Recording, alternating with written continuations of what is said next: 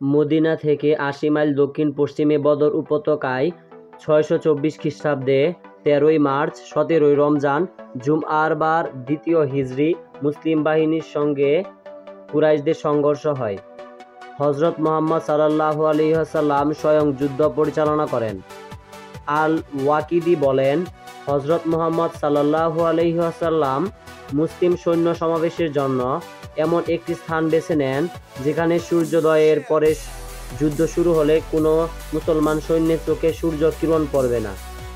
প্রথমে প্রাচীন আরব রেওয়াজ অনুসারে মল্লযুদ্ধ হয়। মহানবীর নির্দেশে হযরত আমির হামজা রহমতুল্লাহি আলাইহি, হযরত আলী রাদিয়াল্লাহু তাআলা আনহু ও হযরত আবু উবাইদা রাদিয়াল্লাহু তাআলা আনহু কুরাইশ পক্ষের নেতা উতাবা, সাইবা এবং ওয়ালিদ বিন উতাবার সঙ্গে মল্লযুদ্ধে অবতীর্ণ হন। এতে শত্রুপক্ষীয় নেতৃবৃন্দ শোচনীয়ভাবে পরাজিত ও নিহত হয়।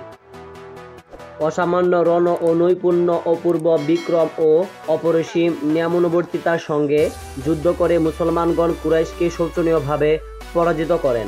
বদর যুদ্ধে মহান আল্লাহ হাজার হাজার ফেরেশতা পাঠিয়ে মুসলিম বাহিনীকে সাহায্য করেন। এ যুদ্ধে ৭০ জন কুরাইশ সৈন্য নিহত হয় ও সমসংখ্যক সৈন্য বন্দী হয়। অপরদিকে মাত্র ১৪ জন মুসলিম সৈন্য শাহাদাত বরণ করেন। আবু জাহেল এ যুদ্ধে নিহত হয়। হযরত মুহাম্মদ সাল্লাল্লাহু আলাইহি ওয়াসাল্লাম যুদ্ধবন্দীদের প্রতি যে উদার ও মধুর ব্যবহার করেন তা তার মহানুভবতার পরিচয় বহন করে। মুক্তিপণ গ্রহণ করে কুরাইশ বন্দীদেরকে মুক্তি প্রদান করা হয়। মাত্র ৪,০০০ দিরহাম মুক্তিপণ নির্ধারিত হয়। যারা মুক্তিপণ দিতে অক্ষম তারা মুসলমানদের বিরোধিতা না করার প্রতিশ্রুতি প্রদান করে ও মুসলমান বালককে শিক্ষাদান করে মুক্তি লাভ করে। ইসলাম প্রচারের সুযোগ সৃষ্টি।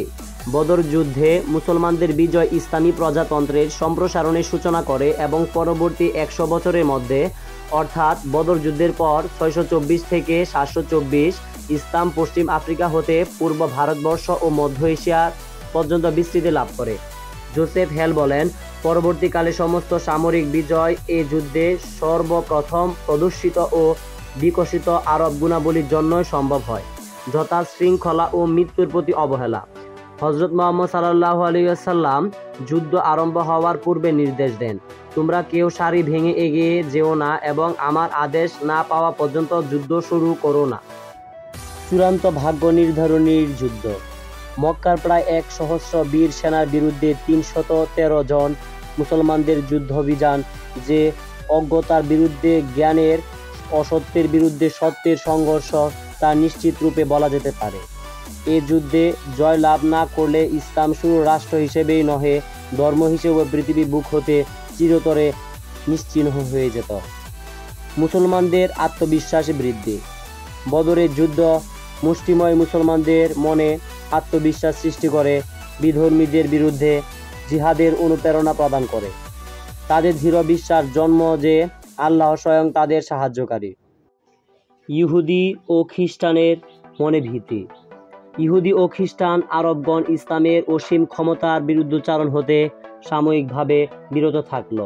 মুনাফিকগণ ধর্মদ্রোহিতার জঘন্য পাপাচার হতে ক্ষণিকের জন্য নিবৃত্ত রইল।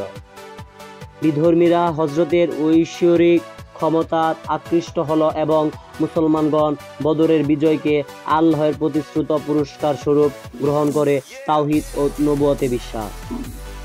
বিশ্ববিজয়ের সূচনা।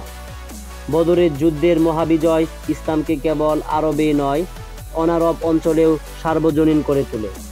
এনসাইক্লোপিডিয়া ব্রিটানিকার জনৈক লেখক বলেন, বদরের যুদ্ধ শুধু একটি বিখ্যাত যুদ্ধই নয়, এর ঐতিহাসিক গুরুত্ব অপরিসীম। ইহা হযরত মুহাম্মদ সাল্লাল্লাহু আলাইহি ওয়াসাল্লাম এর সম্মান ও মর্যাদা বৃদ্ধি করতেও যথেষ্ট সহায়তা করেছে। এমন সব ইন্টারেস্টিং ও গুরুত্বপূর্ণ ভিডিও পেতে অবশ্যই আমার ইউটিউব চ্যানেলটি সাবস্ক্রাইব করে পাশে থাকেন। ধন্যবাদ।